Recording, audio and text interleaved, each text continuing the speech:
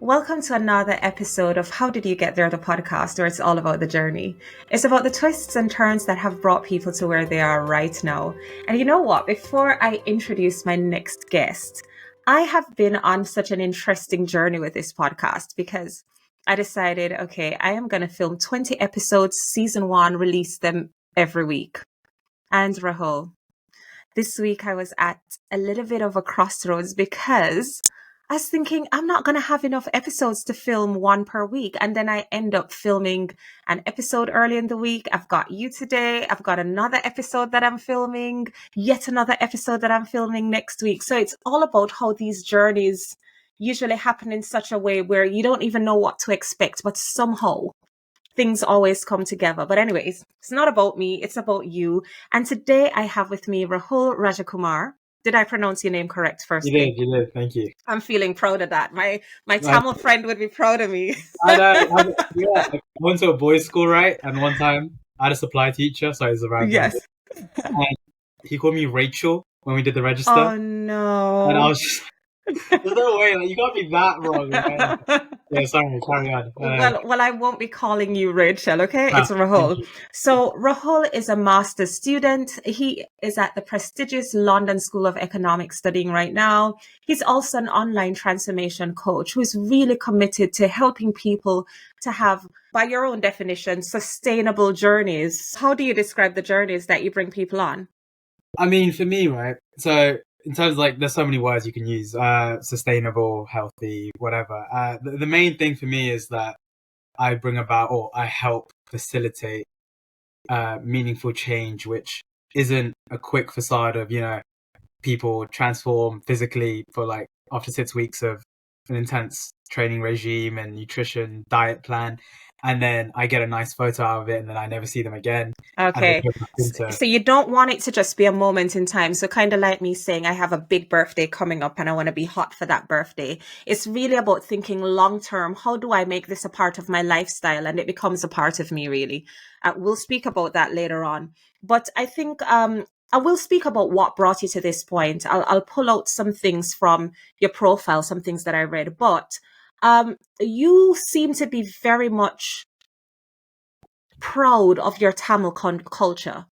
And when I look into, the work that you've done before, even before you were at London School of Economics, you were at University of Sussex, and you, I think, formed the Tamil, what's it called? The Tamil Society. So that's such a massive part of who you are. What does it mean to be Tamil? What does it mean to be Tamil? That's a wow, what a question. So I think being Tamil, it's complex, right? It's difficult to explain because we're essentially this massive, quote unquote, stateless nation in that we're probably one of the very few ethnic groups where we don't have a country as such to call home collectively, right? You have Tamils that are Indian Tamils, you have Malaysian Tamils, Singaporean Tamils, Ulam Tamil. Like there's so many different. There's Mauritius Tamils. Like there's so many different groups. So and we belong to these different nations, and we're a part of them, but we don't have a set called like Tamil land, right? The closest we have is South India, which is called Tamil Nadu, which essentially means Tamil country, but it's part of India. It's not its own, sovereignty or whatever. So it's difficult. It's definitely interesting. Like we're all connected by our mother tongue rather than like a land that we universally share. Yeah. It does. So whereas, with other groups, you kind of be like, oh, you're British, I'm British. And of course you probably speak English, but like you bond over the fact that you're both British, vice versa to maybe to Americans who also speak English, the same language with differences, but they're American. Like that's their, identities that I hear that. And that's really, the thing is, I'd never heard about Tamil until I met a friend that I work with, hi Sakandra, and she is the person who introduced me to Tamil culture because I had just never heard of, Tamils before this. But what was it like growing up in a Tamil household? And of course, it's going to be different from one home to the other, but what was it like for you growing up in a Tamil household?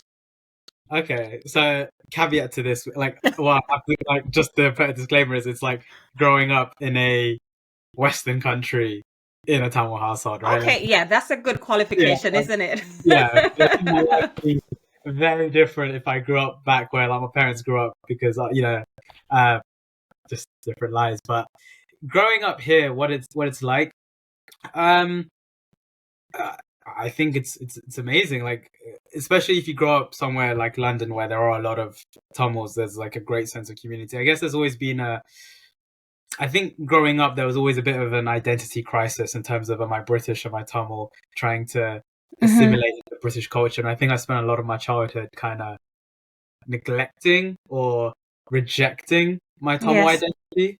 I think, like me being honest with you, there were times when I would like tell my mum to like not speak Tamil when we were like she was picking me up from school. You know, we spent our whole life speaking Tamil, but I don't want her to speak Tamil with me Yes. where there's like other kids around because I feel embarrassed. Now I actively speak Tamil, like I'm like, yeah, we speak Tamil, and like that's who we are. Um, but yeah, in terms of childhood, it was great. Like it was always like there was that identity clash as I just spoke about, but in terms of the community aspect and like all the benefits I got, like just being part of this collective. There was Tamil school. You Hmm. go to a certain area, there's like loads of Tamil restaurants, and you meet loads of Tamil people. I think it's always nice, right? Because we're essentially refugees from a war, and we've come here, and building that community and that network is basically Yes. that's essential, right? I think every ethnic group has that. I think, though, I would say R1 is uh, compared. Like I don't want to compare to others, but like ours is very, very tight knit. I think Yeah. most Tamils know each other. Yeah. And for me, kind of being a Caribbean, being from the Caribbean, being from Jamaica, I would imagine that the way that I raise my kids would be different to how a traditional British family would raise their kids. For one, I cook Jamaican food. You know, on a Sunday, it's going to be rice and peas and something. Uh, Hmm. my kids probably would love to do sleepovers, but I didn't grow up doing sleepovers, so you're just not going to do sleepovers. Uh, you know, that kind of thing. Yeah, Perhaps I'm not as flexible. Oh, mom, can I go to the park and hang out? I'm like, where you go to park for? What do the park feel? Stay at your yard. You know what I mean? It's different. yeah. The language, of course. When I'm at work, I speak like this. When I'm at home, I speak Patois, which you just got a little bit off, and you've spoken about the language. In terms of the food and the way that you were raised, how would that be different from your British counterparts? So yeah, I mean, I think we probably have a fair bit of like crossover between. Yes. It's from even my Canadian friends. Like, it's quite funny. Like, we used to always hang out together because we could relate more with each other. You know what I mean? Like getting coming home and like getting not like beaten up. Like, do you know what I What mean? told off? You get a Yeah, proper telling off. yeah, like we used to laugh when people would tell us that, oh, you got grounded. I was like, that's a punishment. Like, what do you mean? You got put in your room and you had to like play games? That's a punishment. Like, yo, but yeah, no, the difference is obviously like food. I think also culture, right? In terms of we have a lot of emphasis on education. Like education Yes. is the pinnacle of your childhood. Like that is almost and it's almost like religious. It's crazy. Hmm. Like, I was brought up with this thinking of there's like God, there's your parents, and then there's teachers. Like that's the net. That's So like God, parents, and then teachers. So teachers. education is key. Yeah, just like it's like obviously it's not like the literal teachers, but like kind of like that value. Yes. They're giving you like this is like the most important gift, and yeah, like that is like I think quite comfortably ingrained or uncomfortably ingrained into a lot of Tamil people's lives, and you'll see like with statistics in with the UK that a lot of the Tamil people that do come here end up doing fairly well, like a generation later, often relative Yeah. to other groups, and I think a lot of that can be said to that kind of Yeah. education focus. And I think it's the same with a lot of families who have relocated because I mean, that might be the same for Tamils. It might be the same for people from the Caribbean or from the continent of Africa. It is, you've come here. This is what my experience was. I don't want you to have that experience. So there's almost a fixation on, you need to be educated. You need to focus on getting to the next level. And these are the things that you need to do to get there. So you seem to have done that. I mean, you're at LSE, you're studying economics. The thing is then, by all indications, you seem to have gone on the path that your parents would have expected. But here you are, you're an online transformation coach as well. Where do you have that mark of, this is perhaps what I'm passionate about, and this is what I'm doing because I'm expected to go this route and have this master's? Do you then go on to do your PhD? What does that look like for you? Well, just to rewind that a little bit in terms of like giving to my parents everything they wanted, that's actually not true.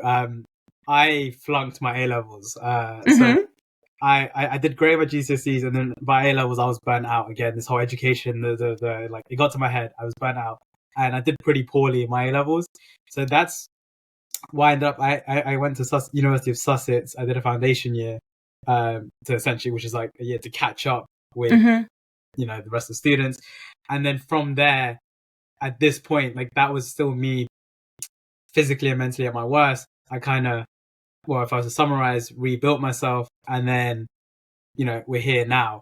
In terms of how that links to my online coaching, everything is because I personally, it's essentially like what I've been through, right? It's this, at this really low point, physically, mentally, burnout, academically, and just my whole identity being education growing up. That was what I was known for in the family, is like the smart kid. And when I failed my A levels, again, that was like, well, what am I? Like, who am I if I'm not the smart kid anymore? And that was difficult, right? And then I've always been, quite overweight, and that was playing its part as well. So kind of rebuilding that, and then finding out that, oh wait, you can you can exercise and you can be academically well. Like, I think that was a shocker for me, because we grow up thinking you're either academic or you're not, and if you're not, you can be sporty. Like, that's the so the two shall not meet. You're either academic or you're kind of this sports god or goddess. Yeah, and that's what me and my brother were. He was like super sporty, and I was like the super nerdy academic one. But then, like, I get here and I'm like, oh wait, it's not these two separate, I don't know what to call them, areas, let's say, but they work more in a cycle. Like, the more I exercise and I look after my physical health, the better my mental health is, and the better I can study. And it kind of just like the ripple effect into all other aspects of my life, and that for me was like pure gold, right? Like, I felt like I found, like, that was my eureka moment, I guess you could say, in terms of like, Newton and everything. Like, I was like, damn, I figured it out, kind of thing. And that's essentially what I love to kind of get people to see, is that you can make these nutritional and exercise and whatnot, you can make that transformation, and it spreads into all other aspects of your life, and your quality of your life just improves immensely.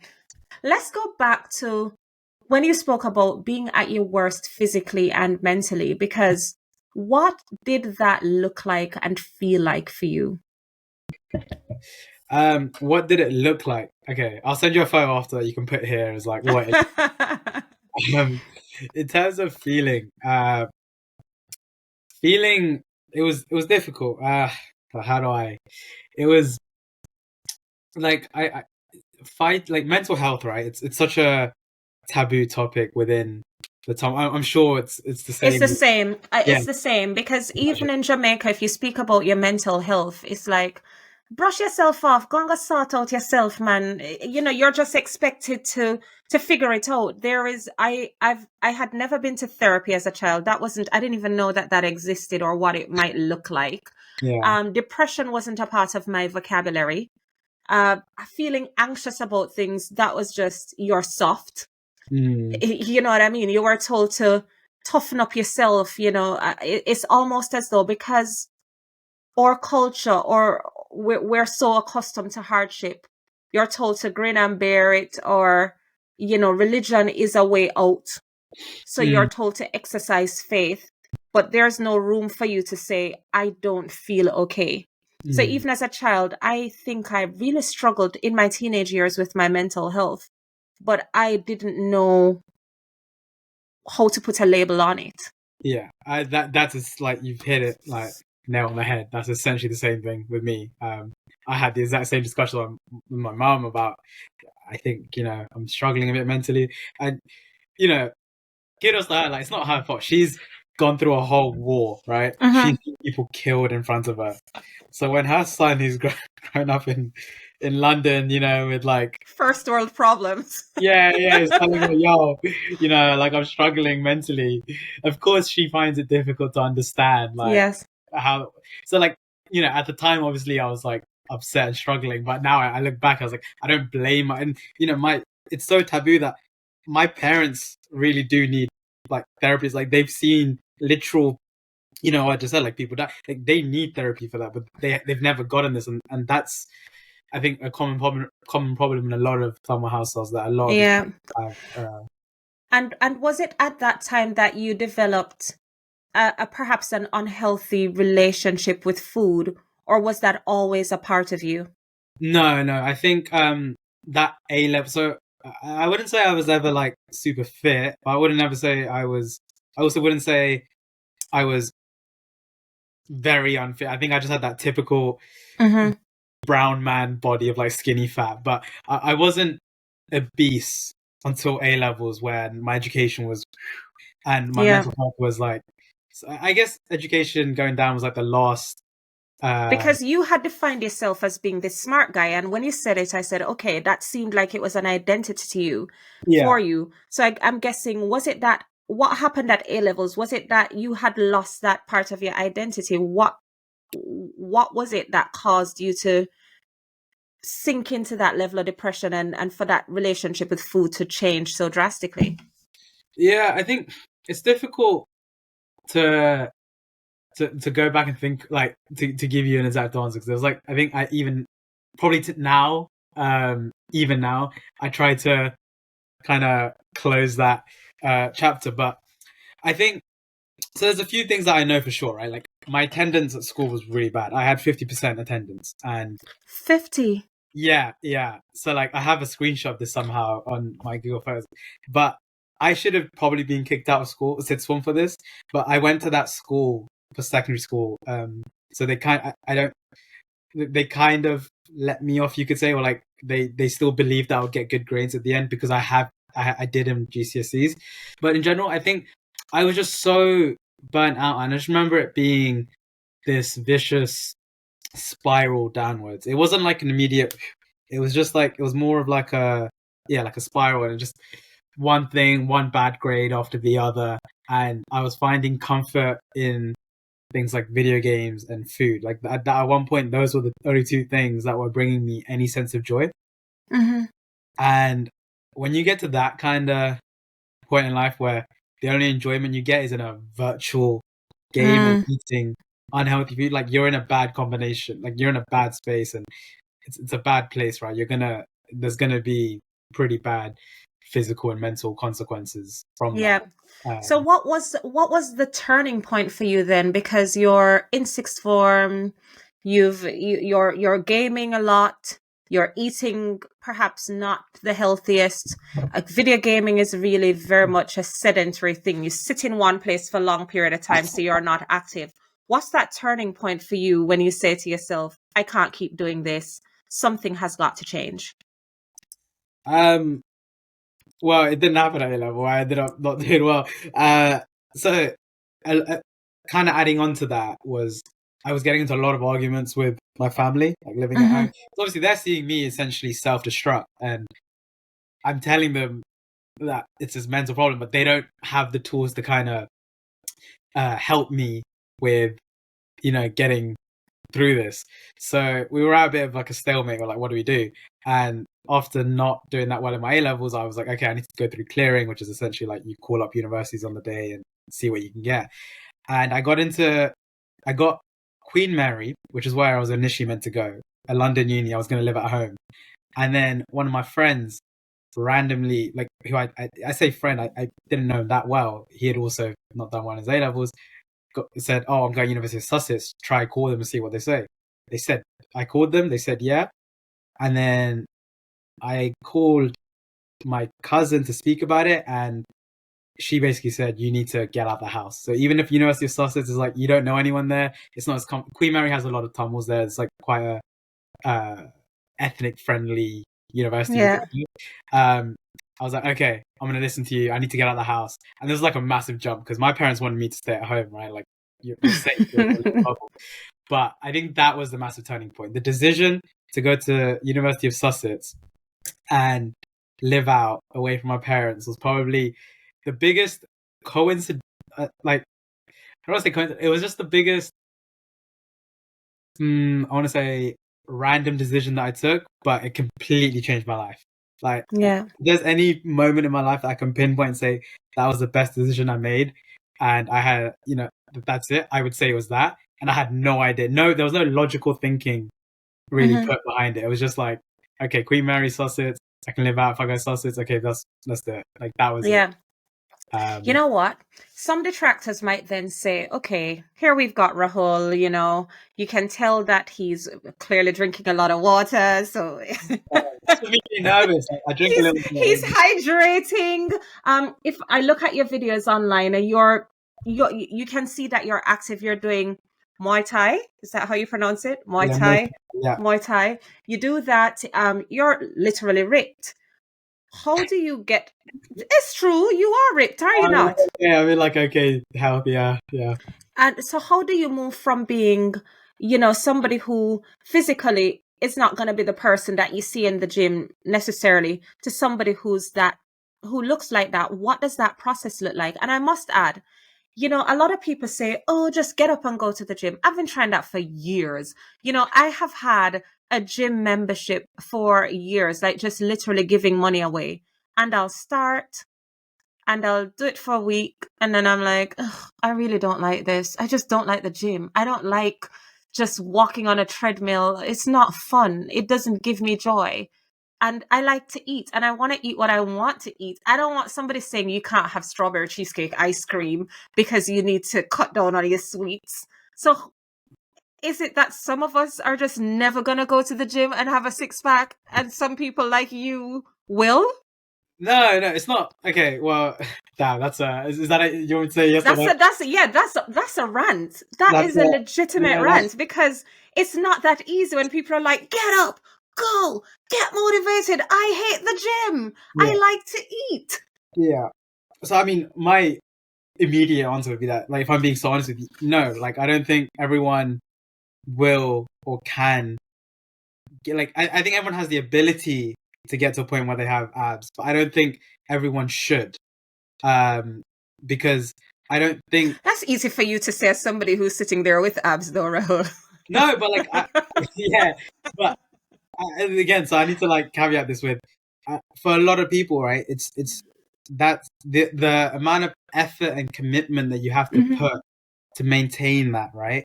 It might not be worth it if you have kids and you're working a long job, like, a really intense job, and you're trying to balance things. It's difficult. Like, what I personally, I think even now when I'm like 40, I don't care as much if I have this amazing physique. Look at you when I'm 40. I'm going to be 40 this year. Don't let 40 seem like you're over the hill. But I meant also like the children and everything. Like, when I'm 40, I'm not going to have abs. Like, yeah. So I don't think, but I think everyone can be healthier, right? I think everyone can be, for me, like, health it's so subjective, but like a base minimum, it's like you're healthy enough that you're not having to go to the hospital. There's obviously loads of things that you can't control but the variables that you can control, you control those so that you don't end up going to the hospital, right? But like, I don't know, I should say obesity, for example. Those are things that are in our control and that we can, with the right education, prevent. But no, in terms of getting to the point where everyone's super shredded with ripped. I personally don't. Like, even you saying that to me, right? A lot of it's funny to me. Like, I still don't think, like, I'm happy. I'm so happy and content with my transformation of my physique. But like, compared to like what there are the people on social media, I would be classed as still, normal, or even like fat by some people. Yeah. But I guess it's I never. don't. Social media, though, is a place where if you keep looking at, if you look at other people and you use that as the almost a measuring stick to determine what you should Yeah. be, then you'll just always be in a state of thinking that you're not enough because people do put the best of their lives on social Mm. media, and it's just highly curated content. It's not necessarily real. It's almost, there's no difference between playing a video game literally and going on Snapchat or Instagram. It's This is like the next level that I'm on. Is I'm on level 2, which is social media. yeah. So in terms of what you're, because there might be people who are listening who want to go on that health journey, but perhaps like me, it is, I want to lose this 5 pounds for this wedding because I want to fit in this dress. Or a guy who's like, well, I just want to, I'm a skinny guy. I just want to get hench, as the younguns say. Um, how do you kind of move point that point where it's just, I want to do this thing for a moment in time, to it becoming almost a sustainable lifestyle?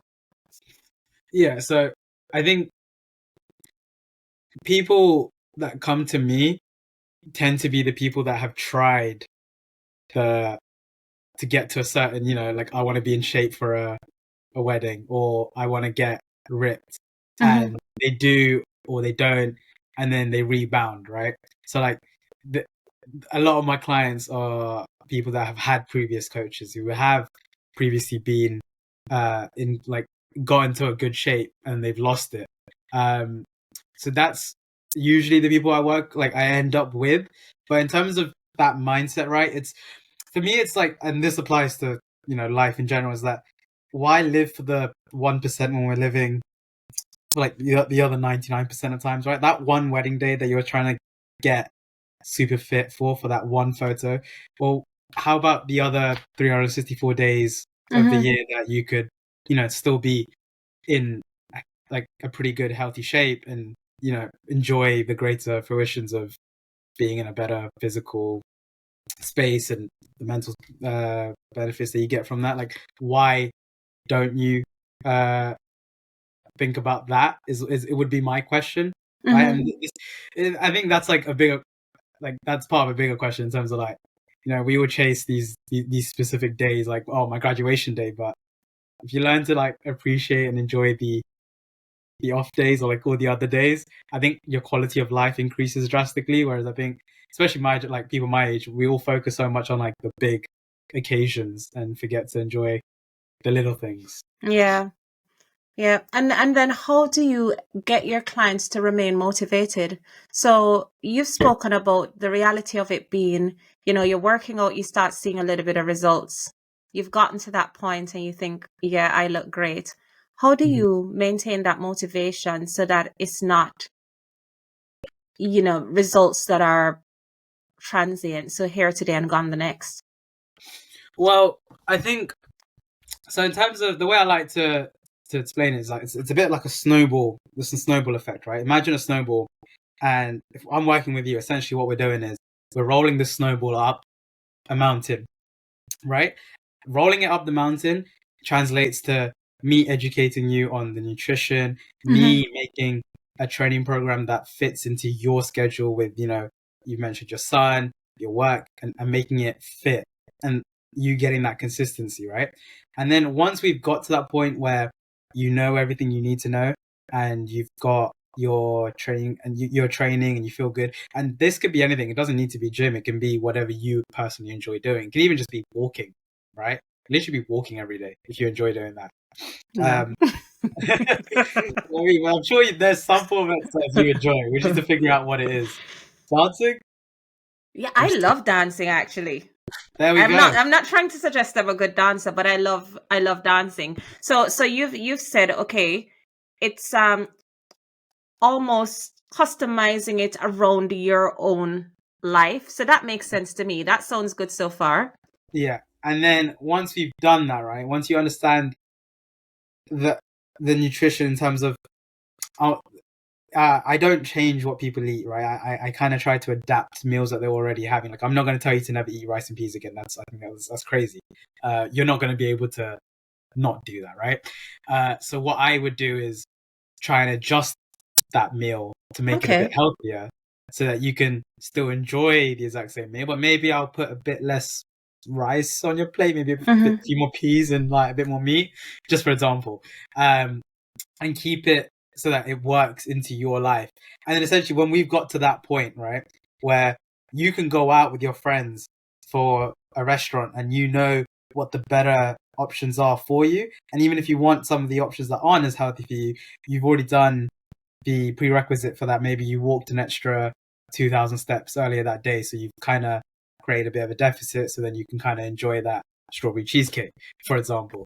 Um, and once you've kind of understood all those concepts, the snowball is rolling down the mountain and it's picking up snow on the way and it's just going down. So it's getting bigger and bigger, right? And that's like the snowball effect. And essentially, that's what I think with how a lot of people's journeys go. There's like a little bit of, uh, let's say, downtime in terms of understanding these concepts. But once they get it, consistency has never been a problem for anyone. Because it's like when you're seeing results every week and you feel like you're not doing a lot in terms of, you're not making drastic changes to your life because you're not on a diet plan, you're not doing exercises that you don't enjoy. Mm-hmm. That's like the golden jackpot, right? Like you're doing exercise you enjoy, you're eating foods that you're eating your rice and peas that you enjoy, and you're making progress, that you're losing body fat, you're gaining muscle. Why would you not want to do that? Yeah. So, Rahul, is it that your clients are a certain age group? So, is it that you tend to work with people who are more so in their 20s, or do you work with people who are more advanced in age? Because what I'm thinking is this sounds feasible for somebody like me, right? Mm-hmm. Because I'm losing fat at this point. I'm looking different, and I can look in the mirror and say, this dress looks good on me. I'm going to keep doing this. That's You what I know what like I mean? Because ego, to do all that. ego. However, what about, say, somebody who's my mom's age? You're in your mid 60s, and perhaps you're not so driven by ego. It's more so health. So, for instance, the other day, my mother had a bit of a medical situation, and really, really quite devastating in a sense, because you don't want to ever think that your parents are not at their best in terms of their health. And for her, she will definitely need a lifestyle change. She's done some of that. She's eliminated some of the stress, but there is a physical element that she needs to work on. How do you encourage somebody who is like that? They're stuck in their ways. She is never gonna not eat the amount of rice and peas she wants. She's never gonna not bake a cake and bake an entire taste of cake that she wants to eat. How do you encourage somebody who's listening, somebody like that? How do Yeah, you help them on their transformation journey? Because that's a totally different scenario. you're asking me difficult questions. I mean, like 100%. I don't have any clients that age, but I mean, I You do need have to some. diversify your Yeah, clientele now, Rahul. So well, you're actually, telling me your transformation is not for old people. This is a I don't young know, people. like, listen, my mother, right, is my only client that's like in that age range. So I guess I do have Okay. one client, right? And she is like, it's a lot of work because it can't just be them. There needs to be support from like you, for example. Hmm. Um, on the physical element side, like food, it's difficult because when you're at that age, you know your brain plasticity is essentially decreased. You're less willing to change your Hmm. ways because you've gone You're so stuck far. in your ways. It's Yeah, you're yeah, just stuck in your ways. This is yeah, how you always do it. So you're gonna continue doing it that way. yeah, and that's like that's part of that's like literally scientific. So it's difficult because yeah, like they are set in that way. So you got to try and figure out ways to essentially get them to move more, but they don't feel like they're changing their way. So like something I do is I go for walks with my mum, Hmm. uh, pretty much every day, if not every other day. Um, and to her, it's just a time for us to spend together. She rants about whatever happened at work, family. I'm not really listening, I'll be honest. Hopefully she's not watching this. Like, I'm not really paying attention. I'm gonna send it to her. I'm gonna find her and send it to her. Like, for her, it's like, in my head, I'm just like, yeah, woman, keep walking. That's what I think in my head. I'm like, keep walking. I'll wait to get those steps up. But there obviously does need to be a good amount of input from the younger relatives and loved ones. But I would say the biggest tip for elderly, like that kind of elderly. Elderly. My mom is going to listen to this for sure, and she's going to resent you calling her elderly. I'll tell you that. I don't think I know what's elderly. It's like, the older generation, right? The wiser generation. Okay, we'll go with the wiser generation. Yeah, it would just be to. Oh man, do I make it deep? No, it's just to try to move more, but like obviously don't, go off and do a 100-meter sprint, right? Like that's probably not going to be good for your body. But just trying to get more steps in. I mean, and if you can try and combine it with spending time with, like, let's say, her grandson in your example, that's like ideal combination for me. When you combine exercise and spending time with friends and family, that's like jackpot stuff. And what's actually worked with me, because it's interesting that you've brought in the importance of having that support, even with you spending that time with your mom, and she doesn't realize that you've essentially conned her into exercising. But I wouldn't use those words. It's really what you've done. You've said, "Oh, mom, spend time with me, but really, I want you to care about your health and your well-being." But what's actually, I mean, I've only been going to the gym now for like a week, so perhaps I'm not qualified to speak, but it's consistently for like a week and a half. So I'm very proud of myself. But thank you. What's really worked for me is having an accountability partner almost. Hi, Nikki. So literally, she will message me and say, gym check. And I got so tired of her gym checking me, and I'm like, no. That, literally, just those two words, gym check. And she would gym check me every time she went to the gym. And I just started feeling like a failure, like I needed to do something differently. And what that pulled me to do was to say, okay, I want to be the one gym checking you. So sometimes it's true, it's having somebody who is holding you accountable.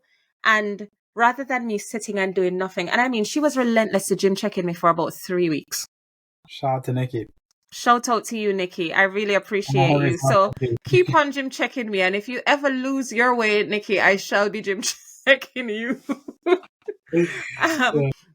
But I want to take a couple of steps back, because with How Did You Get There, the podcast, and we're looking at the journey, you've made a massive transformation, not only physically, but mentally in so many ways. And I'm going to caveat this by saying neither Rahul or myself are mental health professionals. So always, always, always speak to a professional who has the tools to help you. But I want to go back, because you said a couple of things that were really interesting to me.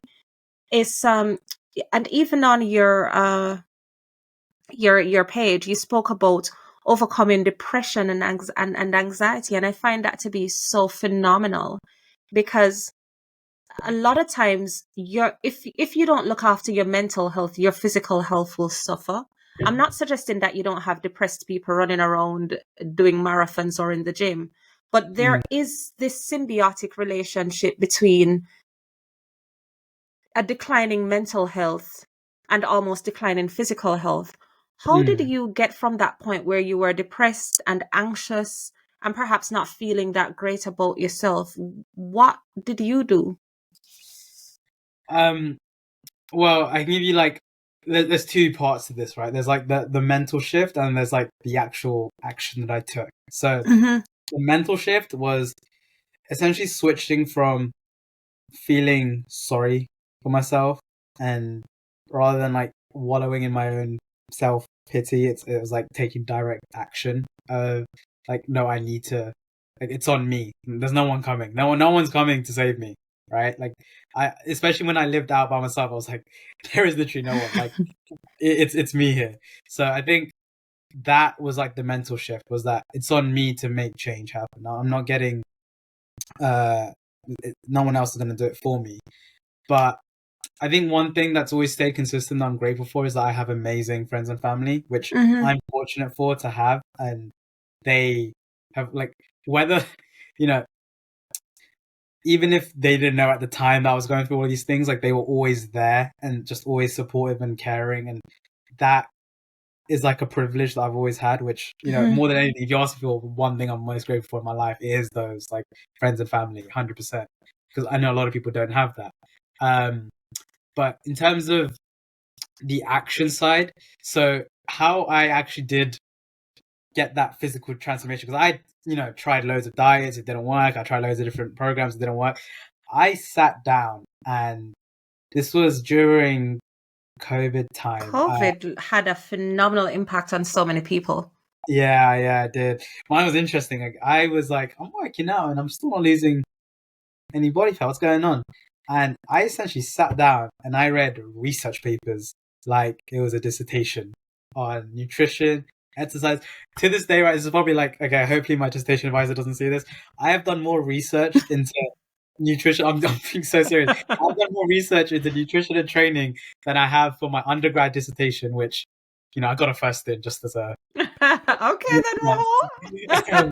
even my masters, right? Like, I'm doing a whole masters at LSE, and I still think I've done more research in nutrition and training because Yeah. that's how badly I wanted it. I was like, I need to get to the end of this. Like, I need to know everything there is, and it became quite obsessive. But I got to a point where I knew more than I needed to know. Right? I could look at a plate of food and roughly tell you how much vitamin A there is on that plate. That's not needed. You will never in your life need to know how much vitamin A there is on a plate, right? It's unnecessary. But that's how, like, obsessed I was. And when I got that obsessed and I started basically applying these science principles, you could say, into my life, I started seeing results. And that's Yeah. kind of where the physical, like, that was the action I took that changed Yeah. my. There are two things I want to pull out there because that's fascinating. Just one, people might say, well, what qualifies him to, be an online transformation coach? Because you know that there are a lot of people doing a lot of things that they're not necessarily qualified for. By your own admission, you practically have a degree in. Oh, not officially. I mean, yeah, education doesn't necessarily have to happen in the classroom, Rahul. You and I both know this. You have Yeah. literally spent the time researching and looking into that. The other thing this is really what puts a lot of people off from exercising, because by your own admission, here you are, you're working out every single day, and you're not losing the weight. No, I would not have researched. I would have just been like, this is not for me. I'm meant to be this way. So let me just embrace this hair fat and keep it moving.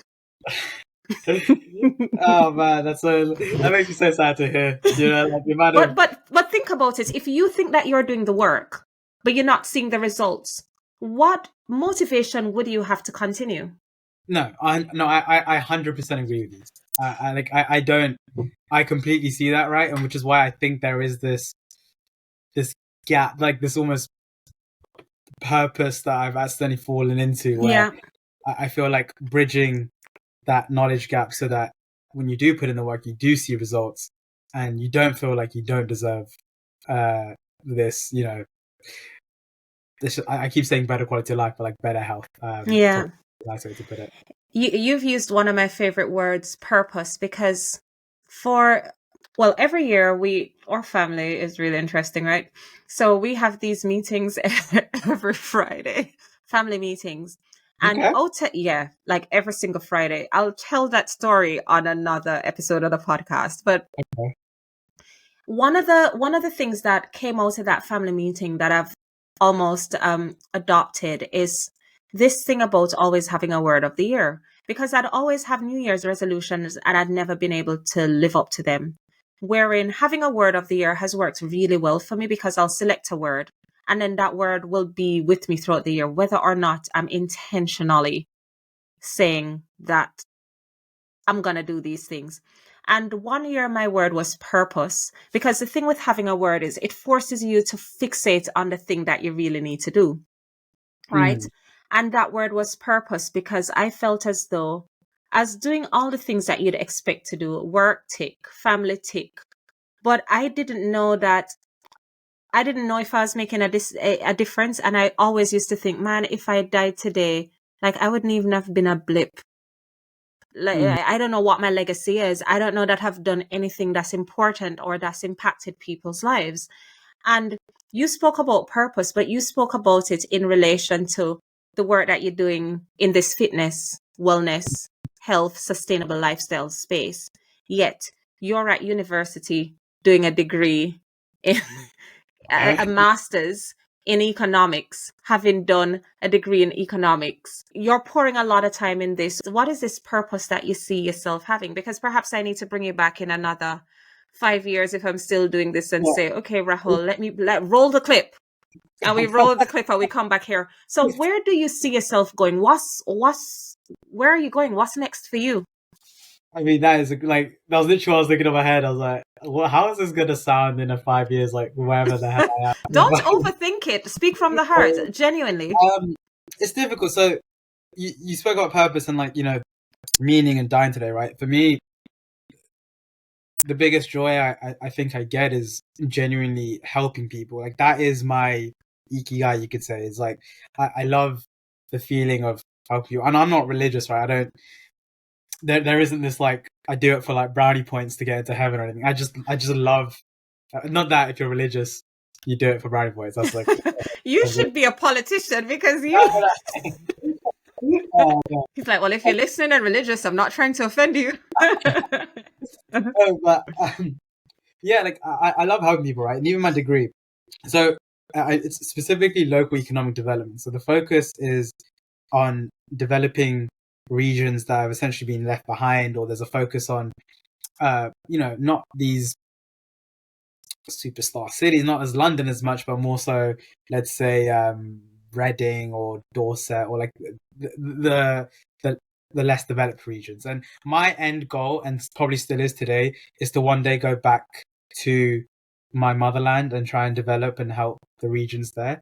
That is probably my end goal in terms of the education that I've acquired, the knowledge that I have, and the experiences that I have / will gain. That is probably my end goal, because that's helping my people on a bigger scale. The low hanging fruit in terms of helping people that I get to still enjoy that same feeling is online coaching and transformation. Yeah. Like the easy apple that I can grab because I can do it now.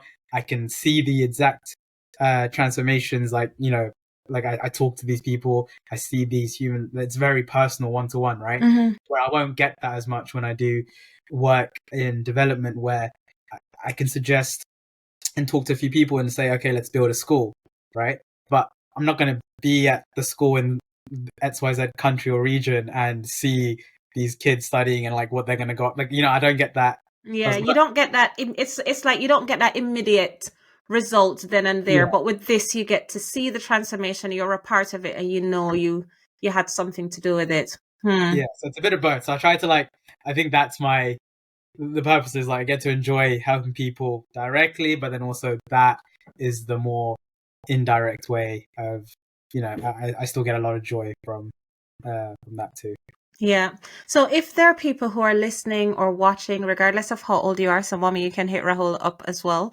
If there are people listening or watching who are interested in going on their own journey and they love your philosophy and they want to connect with you, number one, do you even have the bandwidth to be doing a master's and take on extra clients? Like, whoa. Well, I'm quite fortunate in that I finished, I was really tight in terms of I was very strict on how many clients I take on because I didn't want to give less than 100% of my energy. But fortunately, I finished my classes. I just have a dissertation to do now, so I've got a better balance of time. So yes, I can take on more clients now. And how do they get in touch with you? Usually Instagram. That's probably the easiest the way. It's just my full name, Rahul Rajakumar. And then there's also TikTok and email, which is coach.rahul@gmail.com. Okay, so that's RAHUL.RAJAKUMAR on Instagram. And can you repeat the email address again? Just coach.r@gmail.com. That's an easy one. Coach.r@gmail.com. This podcast is really about motivating people to go after their dreams. I know, for instance, you've got a fight coming up. You're doing so much in your life, and somebody might be watching this and saying, well, he failed his A levels and he still kept going. He is where he is right now. I mean, who moves from failing their A levels practically to being a master's student at LSE? What word of advice could you give to your younger self, who is essentially somebody who might be in that position right now, listening or watching? All right, I'll go with this quote that my mum used to say, which never really hit until I figured it out later, which was, a winner is a loser who tried one more time. Wow. I've never heard that one. I My love mom says that. it's a Tamil, it's in Yeah. Tamil, I've just translated it, but I never fully understood that until more recently now, where I think, just because you lose, right? Like how I lost it as well, and I've lost plenty of times after that as well. You just gotta keep going. I love that. That's the only difference, right? Like I could have chosen not to continue academia. I could have chosen to not try again with my fitness, and that's the only difference, was that I tried again, and here we are. A winner is a loser who tried one more time. You've got to say that in Tamil, though. You're not going to leave without saying it in Tamil. I need to understand what that. You have to, Rahul. You have to. I was chatting Patwa this entire. You have to. I'm not doing that. I'm not being lucky like this. Is it? For the Tamil player in the comments, they'll be like, "Oh, he's pronounced it really badly. He's not Tamil." Oh, so your Tamil is rusty then? Okay, so you speak in Tamil. Is it? It's probably similar to my children, who they understand Patwa and they can say the things, but it don't sound like the things. So I'm like, what are you saying? It just sounds odd. I won't put you on the spot then. Thank you so very much for spending this time, for sharing so much of yourself with us. I understand why you are able to maintain your well-being, not only physically but mentally, because it seems as though it's a way of life for you. You've got such a calm, serene, warm, welcoming spirit. And you know what? You conned me, because you told me that you would be no good on this podcast, and look at you. Well, I feel like in my head I was just telling myself right now, if I've done an okay job, I hope I've not let you down. No, I'm sure you haven't done. And somebody said this to me, and I totally agree. If by doing this, even one person gets something from it, then it would be a win, because you would have inspired and motivated one person to do things differently or to keep on trying. So thank you once again for coming on. So much, I absolutely enjoyed our chat, and continue to tune in to How Did You Get There, the podcast. I am also on Instagram, hdygt.pod, and I'm on YouTube. So if you go on hdygt.pod on Instagram, you'll find the link in my bio. So thanks to everybody who's listening or watching. We do this because we think that there's somebody listening and we're not shouting in a void. So thank you. Bye. Take care.